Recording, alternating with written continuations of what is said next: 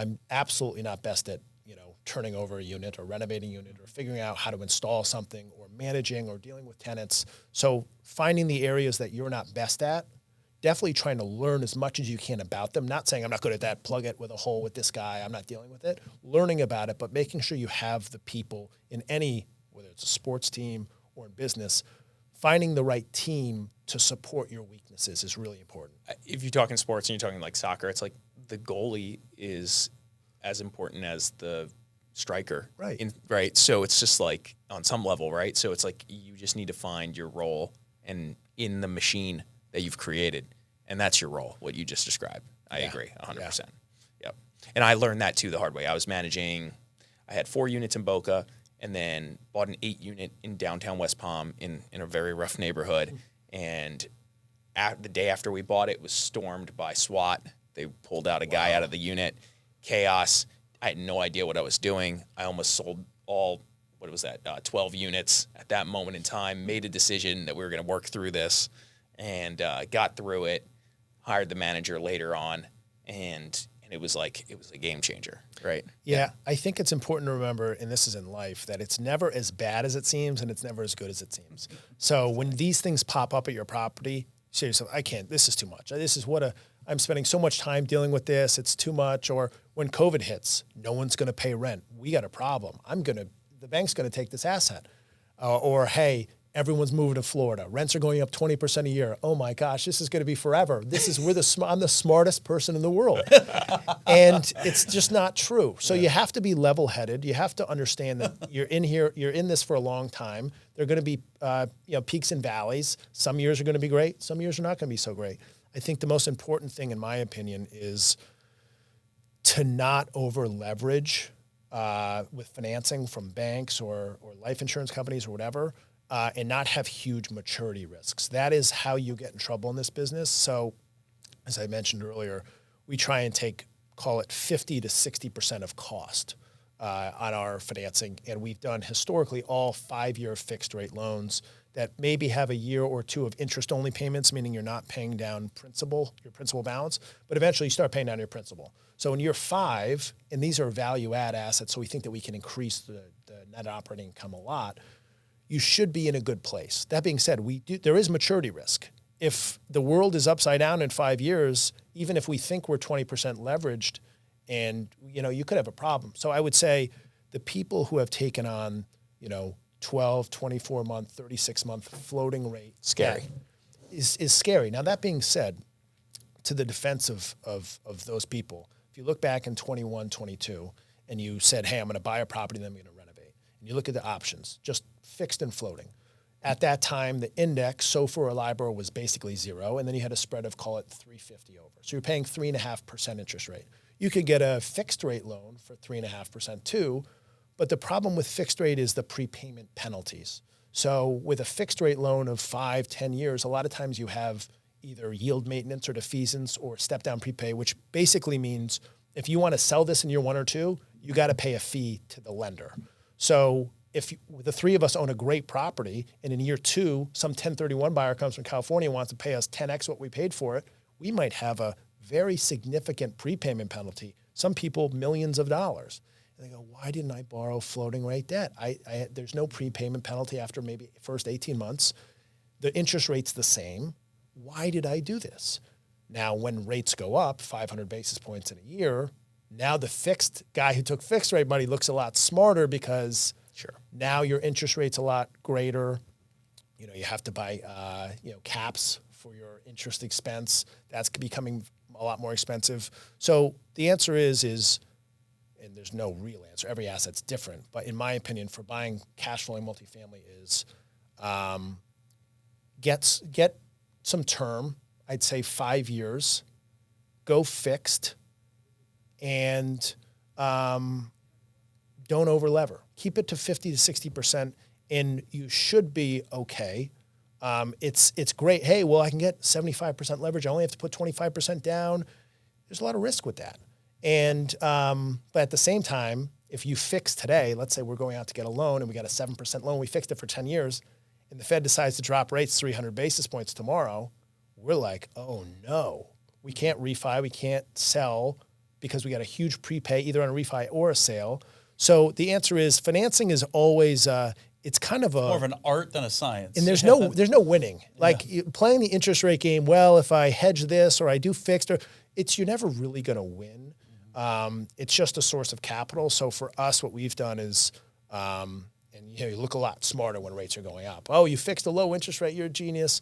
Could have gone the other way. I mean, I guess it couldn't have because rates were zero, but just be careful. That is the most important thing that I think anyone would tell you in this business is you get in trouble by over leverage in anything in business and real estate and having maturity risks. So taking out a short hard money loan for 12 months, I'll pay you back then. Market goes the wrong way, asset's gone. So I would say be thoughtful about how long your loan is. And for newer people, I think fixed rate is probably the way to go. Sure. I in the residential space as a broker, I'm selling a number of properties that secured 9% debt or 10% debt at 6 months, 1 year, 18 months, and they're freaking out, and we're trying to sell these assets and they're usually flippers that I'm working with in these cases, in those specific situations. But I know guys that have bought multi with that type of debt, and they couldn't get out of it. They had we had to do some stuff. We had to sell the assets for them. So it's not. You got to be careful. You just got to be careful. And just to finish my thought is floating rate is not bad. It has been amazing for the last 10 years when rates, or not 10 years, for the last few years when rates were zero, it has been by far and away the most flexible financing you can get. And there are a lot of people in the world much more experienced and smarter than I am who still to this day swear by floating rate debt because I can sell anytime. When you can't sell or you have a huge prepay, you don't want to be in that situation either. So, but I guess it also depends on your time horizon too. So if you're a fix and flip, or even on a large multifamily, you're buying a 40 unit that's been mismanaged, not managed properly. You want to go in, do your value add within 18 months, 24 months. Your plan is to flip that. Great. Then floating debt is wonderful, or maybe even bridge debt or something like that. But if the plan, like most of us, certainly Larry and I believe yours is a longer time horizon, 5 years, 7 years, 9 years. Right. I mean, even for me, a lot of my stuff I want to keep for 15, 20, 30 years, then not as wise absolutely type of financing. So the time frame, I think, is pretty important too. 100%. It's just whenever you have to, hey, it's an 18-month hold. You got to be able to hold longer, because if you look at multifamily over the last 100 years and you look at the average price, per unit sale, I believe, and don't quote me, but over a 10-year period, no one, the average price per door has gone up. So obviously people lose money in investing in real estate, but if you can hold long enough, most likely you'll be okay. So even if your plan is to sell in 18 months, get a 36-month loan if you can. Don't match it perfectly because things happen in real estate, right? You think we're going to be able to push rents in the first month and it doesn't happen, or second. Real estate takes a long time. It takes, we own a bunch of different sizes of properties, but it takes a couple years to really get things up and running. It doesn't happen overnight. So give yourself a little bit of cushion on the financing. Even if you think it's 18 months, get 36-month loan. Give yourself a little bit of wiggle room. I'll give you an example of that. We're doing a ground up construction on a single-family home right now, and we took 18 months. 18 months, interest only fixed, but it converts to a perm for 30 or 28 after that, right? Whatever it is. So fortunately, we fixed it at that moment, which was amazing, right? When we could have floated that, and that would have been a disaster. That would have been sell the asset disaster, right? So for sure, without a question. But we're still bumping up against this 18-month window of, hey, you got to have the CO in 18 months because of delays on materials and all these other things, and so we're gonna squeak this one out. We're real close. I think our deadline's the end of January. We'll probably get it done. We probably won't have to go back to the bank and say, please, give us a couple more months to get the CO. But yeah, you don't want to match it. and we thought we were going to get this done in 12 months. But so you gave yourself some cushion, but as Yeah. you know, Yeah. I make a joke, and it's not 100% accurate, but I say double the timeline, double the budget. Yeah. And if your deal doesn't work, then Yeah. you need to think about it. But in construction, it is a bat as Well, the industry term is stress testing. When you're underwriting, you need to stress test, meaning, you plug in all these numbers that you are more, you're calling them realistic, but they may be rosy numbers and assumptions that you have, but you need to be plugging in some different assumptions if interest rates go up by 3% or 4% in a year and a half like they've done, or whatever it is, or vacancies go from 3% to 10%. If we have a recession coming here, and we don't know if we will or not, but let's say it does come in a year or year and a half, we might go back to high vacancy rates like there was 12, 13 years ago. So, and there's all kinds of different numbers that you're plugging into your underwriting, but you need to stress test it so that you were fortunate enough to do that 18-month time frame as opposed to 12, whether you knew it or not. Yeah. At the time, what you were going to run up against, but at least you made the right move. So Yeah, I'm a newbie at ground up, so that this was like, let's just be as conservative as possible. Smart. But the difficult part about being conservative is if you're too conservative, you'll never do a anything, deal, right? Yeah. So it's a very difficult. How do I, be optimistic and proactive and do deals while also being conservative? And it's a very fine line, and it's an art, and it's not perfect. But I think, again, for me, is be conservative with your leverage, because that is usually what the issues are. It's easier to do that when you're syndicating than when you're using your own money. So we've historically levered at 75% if we can get it. Yep. 65 to 75 has been the range, and with our own money, that's been efficient, especially in when we're trying to grow.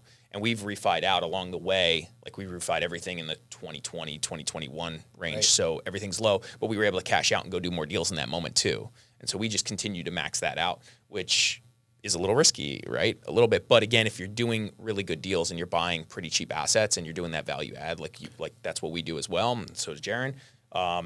Then hopefully you're in a very good place if you can execute well. Absolutely, Right? Yeah. Especially like you said, if it's your own money, you only have so much, right? Yeah. So 75% makes a huge difference versus 65%, because then you might not be able to do your next deal because you don't have the equity to do it. So you're absolutely right. There's no perfect way to do it. I just warn people of leverage levels. But you were saying you do 50 to 60 loan to cost, right? Yeah. So you're rolling in the CapEx into that math, Correct. right? Yeah. So I would argue we probably do the same thing then, right? Because I'm saying 75% of purchase, and then I might do another $1 million in CapEx on the cash. Yeah, of cash Right. on the You're rehab. funding yourself. That I'm Yeah. funding myself. Correct. So that makes the math probably drop closer to the 60, Exactly. 50 range. Exactly. Yeah. Yeah, that's how we've done it historically, is get 65% of purchase price, and then the CapEx and renovations are out of cash. So it brings you down to, as you mentioned, that 60 to 50% of cost. It's not the most efficient use, right? A lot Sure. of lenders will fund those CapEx dollars for you, and that cost of capital is going to be cheaper than your equity. But again, it's a balancing act of how much leverage do you want? What can your lender do? Some lenders don't do future funding, some do. So you kind of have to take what the market gives you. But I would rather do all cash deals if I can than 90% leverage all day long, even if the returns are, lower. Levered returns are lower because obviously you have less debt. But the worst thing you can do is in this business is take people's money and then lose it. Yeah. That's rule number one. Warren Buffett: never lose money. Yeah. And second rule is never forget rule number one. So if I have to bring the levered returns down a little bit to have more of a cushion, that's important, because as we've all seen, you just never know what the market can do. It changes very rapidly, and you don't want to be caught in a bad position. I was also going to comment on your comment around being too conservative. You never do a deal. Like right now, we're sitting here, 2023. We all look really smart for buying assets in. I was buying from 2011 and so were you, till 2021-ish is the last big purchase I did. And at that moment in time, they weren't like home runs, right? It only became home runs after we executed. So there's like that. It looks like we were conservative in the purchase, but at that specific moment in time, you were more like, this is tight. This is a little tough. Will it work? Hyperventilating, as you're signing on the dotted line. Totally. Is this really going to work out? Totally. Is my underwriting correct? And then, 2 years forward, you look backwards and like, oh my God, We're geniuses. I underpaid for this. Wow, I stole this deal. Should have bought all of them. Yeah. Well, exactly. Yeah. And then on top of that, I think the way you get out of that, at least, and my business partner is very, very good at it, sometimes to an annoying point.